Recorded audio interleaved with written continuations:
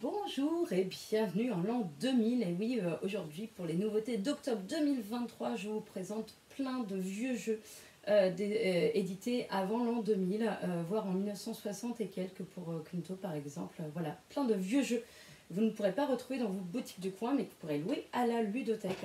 On va commencer par le plus malin. Donc le plus malin, c'est le Mastermind. Voilà, le premier Mastermind. On va jouer à l'intérieur du plateau. Et oui, parce qu'avant, on faisait pas mal de jeux comme ça, où on jouait à l'intérieur de la boîte de jeu. Et ça, on le refait, maintenant les éditeurs le refont de plus en plus, utiliser la boîte de jeu pour jouer dedans. Là, on a chacun une combinaison de 3 petits pions comme ça. Donc on joue à 2, on a chacun notre combinaison de pions. Et le but, ça va être de deviner la combinaison de l'adversaire avant lui. Et pour ça, on va faire des hypothèses. Et l'adversaire, à chaque fois, va nous indiquer par des petits pions jaunes ou rouges si on a des pions de la bonne couleur, s'ils sont bien placés ou mal placés. Voilà, donc une Mastermind à 2.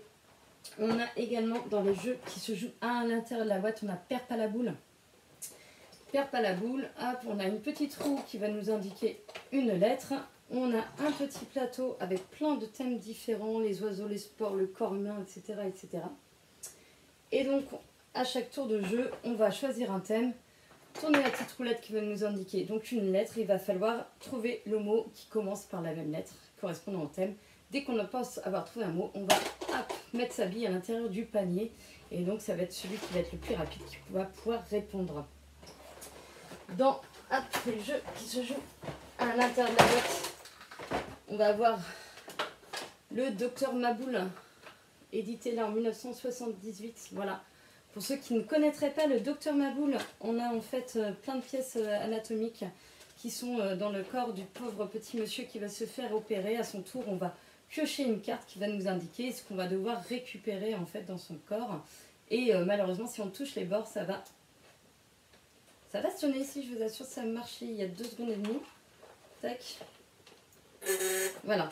Si jamais on touche les bords, voilà, ça sonne et en fait le petit nez du monsieur devient tout rouge. Voilà. Et si on y arrive, on gagne de l'argent. Le but étant d'être le plus riche. Ensuite, nous avons Kinto. Hop. Donc Kinto qui est un petit jeu comme ça avec un super beau plateau. Hop. Et on va poser des petites tuiles chiffres dessus. En plus, c'est super bien fait. Les tuiles ne bougent pas quand on les a posées. Ça, c'est plutôt pas mal. Et donc, le but, ça va être quoi? Ça va être de poser donc, des tuiles chiffres de façon à avoir un multiple de 5.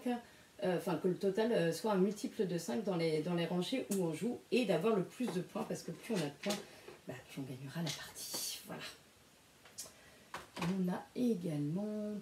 Qu'est-ce que je pourrais vous dire? Topomino. Topomino, un peu plus récent comme jeu. On va avoir un super plateau en plastique par contre, des petites pièces en plastique, mais il est sympa quand même. Donc là, le but en fait, ça va être de poser des tuiles de façon à les superposer. Voilà, on va les superposer comme ça et de façon à ne pas superposer les pastilles. Voilà, les pastilles, voilà, comme ça. Donc là, si j'en ai, là j'en ai 3, j'en rajoute une, ça me fait 4 points. Et si j'arrive à combiner plein de petites pièces comme ça, j'ai réussi tout à l'heure, mais j'y ai. Voilà, par exemple, là j'ai réussi à en superposer un certain nombre, mais ça me fait 8 points parce qu'il y a 8 pastilles de visibles. Si j'arrive en plus à en mettre une 9e, je vais pouvoir rejouer. Voilà, donc petit jeu de pose de tuiles, un peu comme les dominos pour changer un petit peu, voilà, avec un peu plus de stratégie quand même. Il y a les rescapés de l'Atlantide. Ça, c'est l'ancêtre du jeu The Island qui a été réédité il y a quelques temps maintenant. On a un super plateau comme ça. Et donc on a chacun nos petits personnages, nos Atlantes, qui sont au milieu là, de l'île et qui vont devoir s'échapper parce que l'île va partir en fumée, voilà. Et les choses vont disparaître au fur et à mesure. Il va falloir vite quitter l'île en empruntant des petits navires ou en nageant, mais ça va beaucoup moins vite en nageant. Et en fait l'île est constituée au tout départ de la partie, on va avoir des petites pièces comme ça qui vont former donc l'acropole, enfin voilà toute la citadelle. La terre et les pierres qui sont autour. Et donc à son tour, on va déplacer nos Atlantes, essayer de prendre des bateaux et on va être obligé de retourner un élément, donc faire disparaître l'île, qui va nous indiquer, en fait, en dessous, il y a marqué, il y a un petit picto qui nous indique quel élément va apparaître à la place de cette tuile-là. Donc ça peut être une pieuvre, ça peut être un monstre marin, un requin, un dauphin. Donc bien sûr, il y a selon ce qui va apparaître. On va avoir plus ou moins de chance parce que des fois ça va détruire notre bateau, des fois on va se faire manger directement, des fois on va pouvoir récupérer un dauphin qui va nous aider à aller plus vite. Voilà, donc il y a plein de choses qui vont se passer. Donc c'est plutôt sympa, sauf quand on tombe sur le tourbillon. Dans les vieux jeux, on va avoir Canon Noir qui pareil a été réédité, mais elle est tellement belle cette édition. J'aime beaucoup. Donc la Canon Noir, c'est un petit jeu assez simple. On va avoir un beau plateau de jeu comme ça. Ce qui est sympa, c'est que c'est un jeu à partir de 5 ans, mais alors visuellement, franchement, il fait 10. Donc ça, c'est sympa de pouvoir faire jouer. Donc on a des super îles en relief comme ça. Il n'est pas aussi beau maintenant qu'elle était réédité. Si on arrive à remettre les... Voilà, ça rentre. Enfin bref, des petites îles en relief comme ça, voilà. C'est juste du décor, c'est plutôt sympa. Et on va se déplacer en fait sur le plateau de jeu de façon à récupérer des petits trésors. Voilà.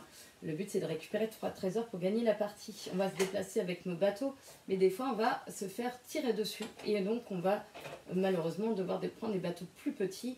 Et plus on a des bateaux petits, moins on va se déplacer vite et moins on va pouvoir transporter de trésors. Comment on va se faire attaquer en fait?